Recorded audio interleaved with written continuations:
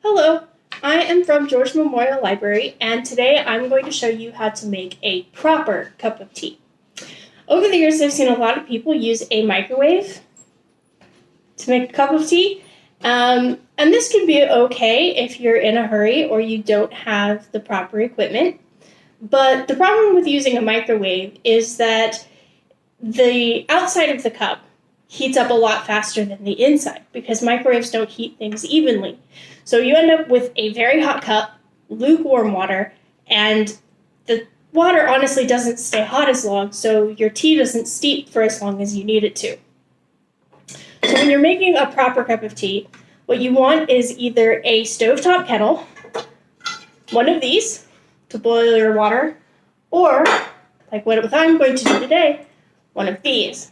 This is an electric kettle, and really all you need to do in order to boil water in it is put the water in and hit the button. It's really that easy. And then you just wait.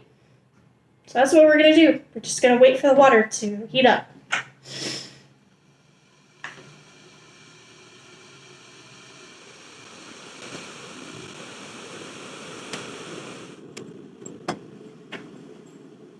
Now, once you have hot water, this is when we would normally prepare our tea, because the water is boiling, but you don't actually want to pour boiling water on your tea because it will scald your tea or burn it, and it won't taste as good. So you actually have to wait for it to cool down a little bit to a certain temperature. Whatever temperature that is going to be dependent on what kind of tea you're drinking. There are lots of different kinds of tea. There's black tea, white tea, green tea, red tea. So, if you want some advice on what kind of tea you might want to try to drink, you can check out our tea tasting video. But for now, I'm just going to use black tea. It's one of the most common types. And black tea is one of the highest temperature teas. So we only have to wait about a minute for the water to cool down before we can pour it. So in that time, I'm just going to prepare my cup. Now, I'm going to use just a cup, but if you're planning to make a whole bunch of tea, like multiple cups, either for guests or you're going to drink more than one yourself, you can use a teapot. That's what these are for.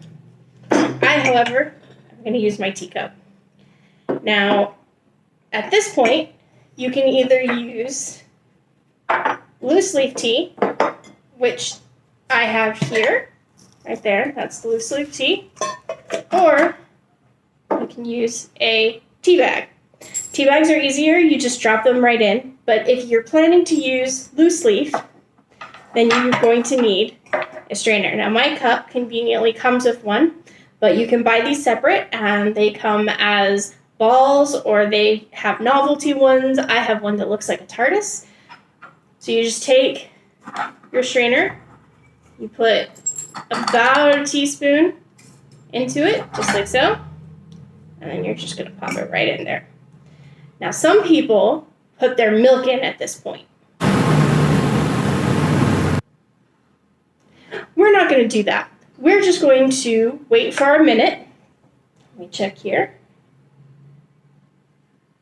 Okay, once the minute has passed, then we are going to take our water, and this is when we pour it over the tea.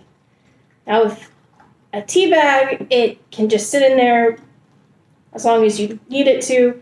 With tea leaves, you eventually have to take the tea strainer out at some point because you can't just drink your tea straight from it. At this point, you're going to want to wait for it to steep.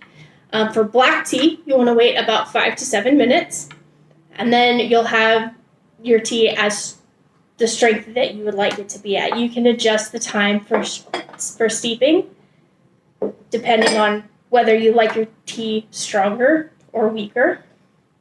And then once your tea has steeped, and you take out your strainer, you have a proper cup of tea, and you can put your add-ins. This is when you put in your milk or your sugar. If you're drinking Earl Grey tea, you might put in lemon. And that's to taste, however you like it. I prefer my tea black. So there you have it, a perfect, proper cup of tea.